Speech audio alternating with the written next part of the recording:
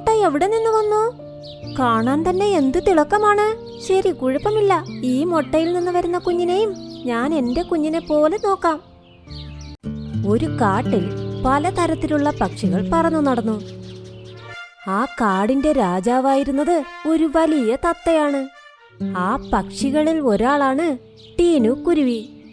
അത് ഒരു മരത്തിൽ അതിന്റെ ചെറിയ കൂട്ടിൽ താമസിച്ചിരുന്നു. അവളുടെ തൊട്ടു മുൻപിലുള്ള മരത്തിൽ മീനുക്കുരുവി തന്റെ വലിയ കൂട്ടിൽ ഭർത്താവായ ഗോൾഡിയോടൊപ്പവും 2 കുട്ടികളോടൊപ്പവും ജീവിച്ചിരുന്നു. അവർ ഭാര്യയും ഭർത്താവും വളരെ വേഗതയുള്ളവരാണ്. തന്റെ കുഞ്ഞുങ്ങൾക്ക് വേണ്ടി ബാക്കിയുള്ളവരുടെ കൂട്ടിൽ നിന്നും ഭക്ഷണം മോഷ്ടിച്ചു കൊണ്ടുവരും. ഒരു ദിവസം ടീനുക്കുരുവി 2 മുട്ടകൾ ഇട്ടു. വളരെ സന്തോഷമായി അത് പരിപാലിച്ചു. ഒരു ദിവസം നല്ല ശക്തമായ മഴ പെയ്യാൻ തുടങ്ങി. അപ്പോൾ എത്രത്തോളം ഇരുട്ടുണ്ടായിരുന്നെന്നാൽ ആരൊക്കെ എവിടെയാണെന്ന് ആർക്കും കാണാൻ പറ്റിയില്ല. അടുത്ത ദിവസം രാവിലെ എഴുന്നേറ്റ് നോക്കിയപ്പോൾ കൂട് നോക്കി ടീനു ഒരുപാട് അത്ഭുതപ്പെട്ടു. എന്തുകൊണ്ടെന്നാൽ കൂട്ടിൽ അതിട്ട മുട്ട മാത്രമല്ലാതെ ഇപ്പോൾ 3ാമതായി മറ്റൊരു മുട്ടയും കിടക്കുന്നു. ആ മുട്ടയോ കാണാൻ ഒരു സ്വർണ്ണ മുട്ട പോലെ തോന്നി. അയ്യോ, ഈ 3ാമത്തെ മുട്ട എവിടെ നിന്ന് വന്നു? കാണാൻ തന്നെ എന്ത് തിളക്കമാണ്. ശരി, കുഴപ്പമില്ല. ഈ മുട്ടയിൽ നിന്ന് വരുന്ന കുഞ്ഞിനെയും ഞാൻ എന്റെ കുഞ്ഞിനെ പോലെ നോക്കാം. കുറച്ചു ദിവസം കഴിഞ്ഞപ്പോൾ 2 മുട്ടയും അനങ്ങാൻ തുടങ്ങി. അതിൽ നിന്ന് 2 കുരുവികളും വിരിഞ്ഞു വന്നു. അത് കണ്ടപ്പോൾ ടീനുവിനും ഒരുപാട് സന്തോഷമായി. അത് കഴിഞ്ഞ് കുറച്ചു നേരത്തിനുള്ളിൽ ആ സ്വർണ്ണ നിറത്തിലുള്ള മുട്ടയും പതുക്കെ അനങ്ങി കുഞ്ഞു വെളിയിൽ വന്നു. ആ കുഞ്ഞിനെ കാണാൻ ചുമന്ന നിറത്തിലും പിന്നെ കാണാൻ നല്ല ഭംഗിയും ഉണ്ടായിരുന്നു. ഹാ, എന്റെ ചക്കരക്കുഞ്ഞെ, കാണാൻ നല്ല ഭംഗിയുണ്ട്. നിനക്ക് ഞാൻ ചുൻമുൻ എന്ന് പേരിടാം. അമ്മേ, അമ്മ അങ്ങനെ പറയരുത്.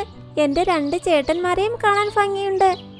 ശരി മോനെ, നീ ആദ്യം ആ മുട്ടത്തോടിൽ നിന്ന് വെളിയിലേക്ക് വാ. ഇല്ലമ്മേ, എനിക്ക് ഈ തോടിൽ നിന്ന് വെളിയിലേക്ക് വരാൻ പറ്റുന്നില്ല. എന്നാൽ എന്തുകൊണ്ടാ?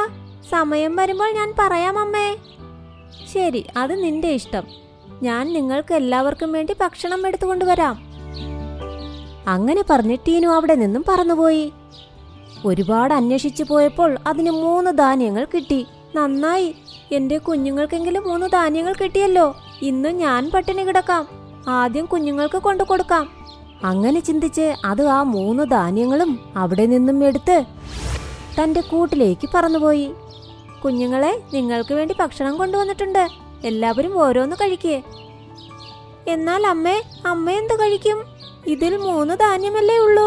ഞാൻ വരുന്ന വഴിയിൽ കഴിച്ചു. ഇപ്പോൾ നിങ്ങളിത് കഴിക്കേ. അത് കേട്ടതും എല്ലാവരെക്കാൾ ആദ്യം ചുൻമുന്നാണ് അമ്മ പറഞ്ഞതുപോലെ ഒരു ധാന്യം എടുത്ത് കഴിച്ചത്. എന്നാൽ അവൻ ഒരു ധാന്യം കഴിച്ച ഉടനെ അവിടെ 2 ധാന്യങ്ങൾ വന്നു.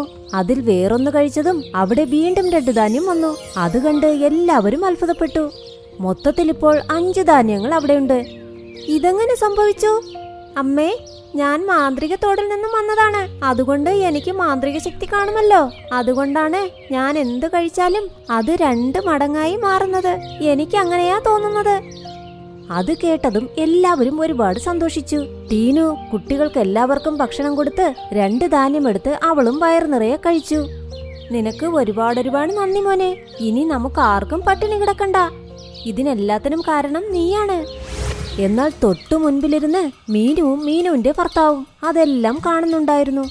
മീനു, ഈ കുഞ്ഞു താമസിക്കേണ്ടത് നമ്മുടെ വീട്ടിലാണ്. ഇന്ന് തന്നെ നമ്മുടെ വീട്ടിലേക്ക് മാറ്റുന്ന രീതിയിൽ ഞാൻ ചെയ്തേക്കാം. ഇങ്ങനെ പറഞ്ഞ് അത് പുഞ്ചിരിച്ചു. അന്ന് രാത്രി ആരും അറിയാതെ മഹാരാജാവിന്റെ റൂമിലേക്ക് പോയി. അപ്പോൾ മഹാരാജാവ് കിടക്കയിൽ കിടക്കുകയായിരുന്നു. അദ്ദേഹത്തിന് ഭക്ഷണം കൊടുക്കാൻ അവിടെ ഒരു പാത്രം ഉണ്ടായിരുന്നു. ഗോൾഡി അതിന്റെ കാലുകൊണ്ട് ആ പാത്രം പതുക്കെ പൊക്കി പിന്നെ അവിടെ നിന്നും പറന്നുപോയി.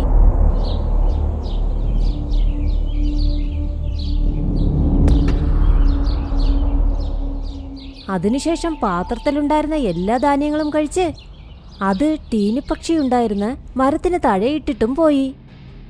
കുറച്ചുനേരം കഴിഞ്ഞ് തത്ത മഹാരാജാവ് ഉറക്കത്തിൽ നിന്ന് എഴുന്നേറ്റ് നോക്കിയപ്പോൾ അദ്ദേഹത്തിന്റെ ഭക്ഷണത്തിന്റെ പാത്രം അവിടെയില്ല.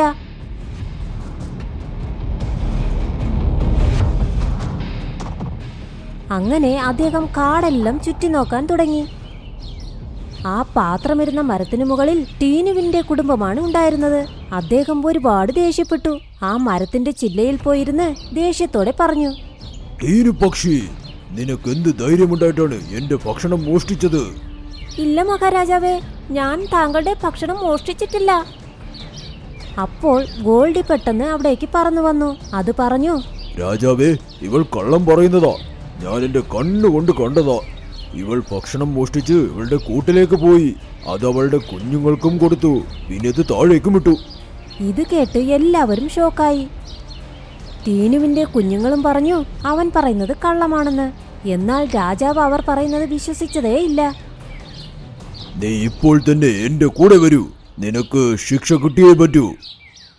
ടീനു ഒരുപാട് വിഷമത്തോടെ രാജാവിന്റെ പിന്നാലെ പോയി. കാരണം അദ്ദേഹം രാജാവാണ്. രാജാവ് പറയുന്നത് ടീനുവിന് കേൾക്കാതിരിക്കാൻ പറ്റില്ല. അവർ പോയതിനു ശേഷം ഗോൾഡി ചുൻമുന്നിനോട് പറഞ്ഞു, ആ ചുൻമുൻ, നിനക്ക് ഭക്ഷണം തന്നവൾ ഇപ്പോൾ ജയിലിൽ പോയി. നീ എന്റെ കൂടെ എന്റെ വീട്ടിൽ താമസിക്കുന്നു. ഇത് കേട്ടതും ചുൻമുന്നിന് കാര്യം മനസ്സിലായി. ഇതിനെല്ലാം കാരണം ഇവനാണെന്ന്.